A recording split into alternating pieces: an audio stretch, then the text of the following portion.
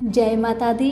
मेरे सभी प्यारे दोस्तों, मैं लक्ष्मी शर्मा बड़ों को चरण स्पर्श, छोटों को प्यार और बराबर वालों को दिल से नमस्कार करती हूँ।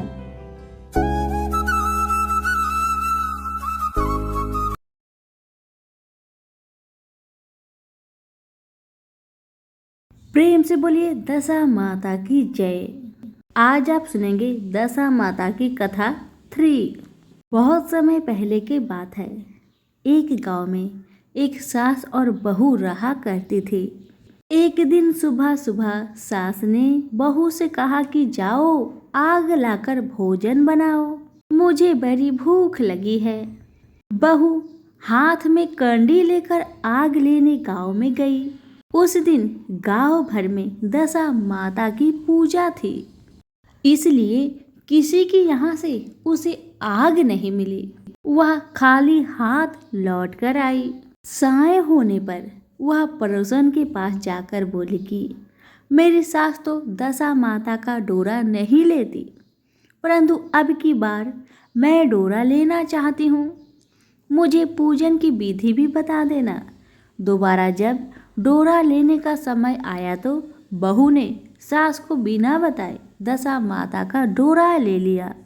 9 दिन वह किसी न किसी बहाने पड़ोसन के घर जाकर कथा सुनते रहे। 10वें दिन उसे चिंता सताने लगी कि अब मैं पूजा कैसे करूंगी। वह मन ही मन दशा माता का ध्यान कर सोचने लगी कि आज सास कहीं बाहर चली जाए तो मैं शांति पूर्वक पूजा कर लूं। दशा माता की कृपा से सास बहू से बोली, मैं आज खेतों में जा रही हूँ, यदि मुझे आने में देर हो जाए तो तुम मेरे लिए खेत पर खाना ले आना। बहू की मन की मुराद पूरी हो गई। वह तो यही चाहती थी। उसने सास से कहा कि आप निश्चिंत होकर जाइए, मैं घर का सारा काम निपटा लूंगी। सास के जाते ही बहू ने स्नान कर दशा माता की पूजा की। इसके बाद वह पूजा की सामग्री मिट्टी के गोले में रखकर उसे सिलाने के लिए ले जाने लगी थी कि उसकी सास खेतों से वापस आ गई। सास को देखकर बहू ने जल्दी से उस गोले को मटकी में छिपा दिया। उसने सोचा कि उचित समय आने पर गोले को दही से निकालकर विसर्जित कराऊंगी। सास ने आते ही बहू से कहा, तुम मुझे खाना देने क्यों नहीं आई? अब तक क्या कर रही थी? बहू ने कहा, आज मैंने सर के बाल धोए थे, उसके सूखने में देर लग गई, इसी कारण भोजन बनाने में देर हो गई।